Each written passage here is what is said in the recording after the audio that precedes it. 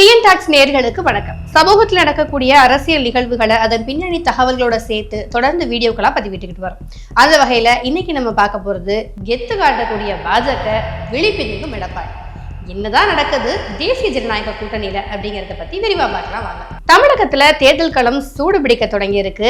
எல்லா கட்சிகளும் குறிப்பா திமுக, அதிமுக, நாதக, தாவேகன்னு எல்லா கட்சிகளும் பிரச்சாரத்துல ஈடுபடுறாங்களோ இல்லையோ கூட்டணி பேச்சுவார்த்தையில் தான் மும்முரமா ஈடுபட்டுக்கிட்டு வராங்க. திமுகவை பொறுத்தவரை ஆல்மோஸ்ட் எல்லா கூட்டணி கட்சிகளுக்கும் தொகுதிகளை பிரிச்சுட்டுதாவும் காங்கிரஸ் கூட மட்டும்தான் நீண்ட இழுபறி இழுத்துக்கிட்டே போறதாகவும் சொல்லப்படுது.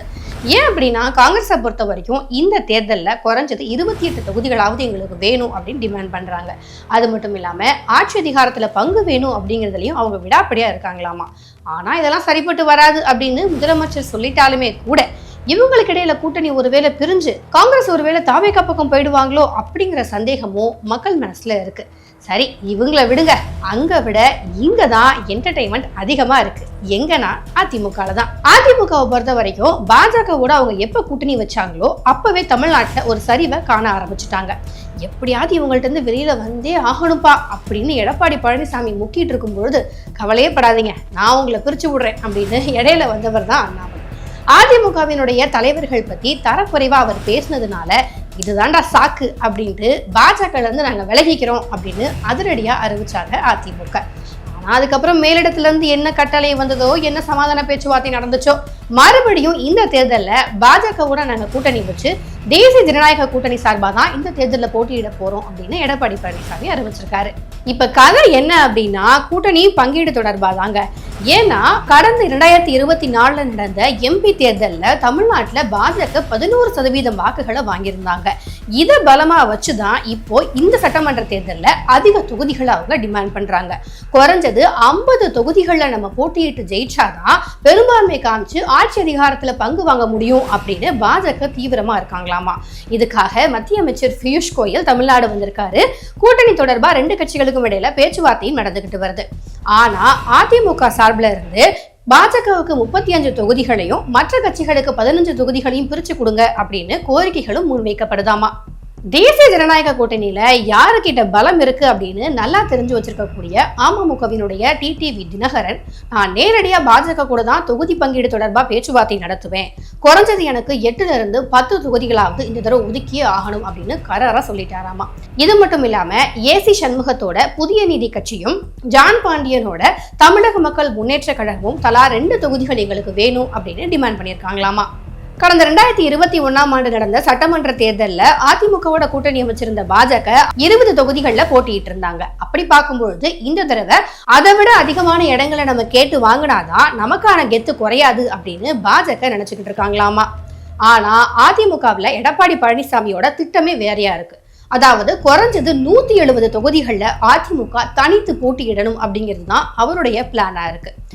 பாஜக பொறுத்த வரைக்கும் பார்த்தோம்னா அவங்களுக்கு ஒரு 40, அப்புறம் அவங்களோட கூட்டணிகள் இருக்கக்கூடிய கட்சிகளுக்குன்னு சேர்த்து மொத்தம் 50 தொகுதிகள் வரை டிமாண்ட் பண்றாங்க. ஆனா எடப்பாடி பழனிசாமி முன்ன சொன்ன மாதிரி 170 தொகுதிகள்ல தனித்து போட்டியிடணும் அப்படின்னு முடிவு பண்ணியிருக்கிறாரு. பாஜகவுக்கு அதிகபட்சமா 25 தொகுதிகளை கொடுத்துடலாம், அவங்களோட கூட்டணி வந்திருக்கிறவங்களுக்கு வேணா ஒரு 10 தொகுதிகளை கொடுத்துடலாம், இவ்வளவுதான் எங்களால முடியும் அப்படின்னு சொல்லிட்டு இருக்காங்களாம்.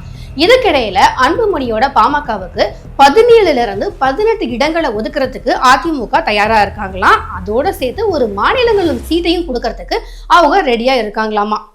இன்னொரு பக்கம் கடந்த சட்டமன்ற தேர்தலில் அதிமுகவோட கூட்டணி வச்சிருந்த தமிழ் மாநில காங்கிரஸ் சார்பா 6 இடங்கள்ல போட்டிட்டாங்க. ஆனா 1 கூட அவங்க வெற்றி பெறல.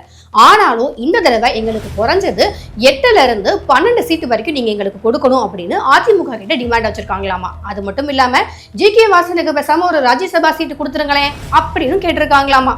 இதனால ஷாக்காய் ஆடி போன அதிமுக இந்த தடவை ஒரு 6 தொகுதிகளை நீங்க எடுத்துக்கோங்க, ராஜ்யசபா சீட் பத்தி அடுத்த வருஷம் பேசிக்கலாம் அப்படின்னு சொல்லியிருக்காங்களாம். இது மட்டும் இல்லாம இன்னும் பல கூட்டணி கட்சிகள் இருக்காங்க, அவங்க எல்லாருக்கும் சீட்டை பிரிச்சு கொடுக்கணுமே அப்படின்னு விழிப்பிதுங்கி நிக்கிறாங்களாம் அதிமுகவினுடைய நிர்வாகிகள். இதெல்லாம் ஒரு பக்கம் இருக்கட்டும், இவங்க கூட்டணிக்குள்ள இருக்கக்கூடிய பாமகவை மட்டும் நம்ம தனியா எடுத்து கதையாவே பண்ணிடலாங்க. ஏன் அப்படின்னா அப்பா மகனுக்கு இடையில ஏற்பட்ட சண்டையால கட்சியே 2 பட்டு கிடக்க, யாருக்கு சப்போர்ட் பண்றது, யாருக்கு ஆதரவா தேர்தலில் பிரச்சாரம் மேற்கொள்றதுன்னு தெரியாம நிர்வாகிகளோ விழிப்பிதுங்கி நிக்கிறாங்க. இதெல்லாம் இருக்க அன்புமணி தரப்பு அதிமுகவோட ஐக்கியமாகிட்டாங்க. ஓகே, ராமதாஸ் எந்த பக்கம் போறதுனே தெரியாம திமுக கிட்ட எப்பா என்னே சேர்த்துக்கங்களேன் அப்படின்னு கேக்குறாராம்.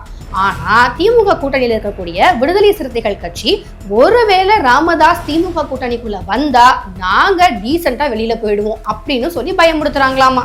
நிலைமை இப்படி இருக்க கட்சியை மறுபடியும் கைப்பற்றுறதுக்காகவும் அடுத்த கட்ட நடவடிக்கை என்ன பண்ணலாம் அப்படிங்கிறதுக்காகவும் தைலாபுரத்துல அப்பப்போ மீட்டிங்கையும் போட்டுக்கிட்டு வராரு ராமதாஸ். கூட்டணி பிரச்சனையா இருந்தா பரவாயில்ல, ஆனா கூட்டணியில இருக்கக்கூடிய கூட்டணி கட்சிகள் கிட்டயே பிரச்சனை இருந்தா எங்கதான் போவாங்க அதிமுக? இதே மாதிரியான சமூக அரசியல் சார்ந்த நிகழ்வுகளை நீங்க தெரிஞ்சுக்கணும்னு நினைச்சீங்கன்னா தொடர்ந்து டிஎன் டாக்ஸை பாருங்க.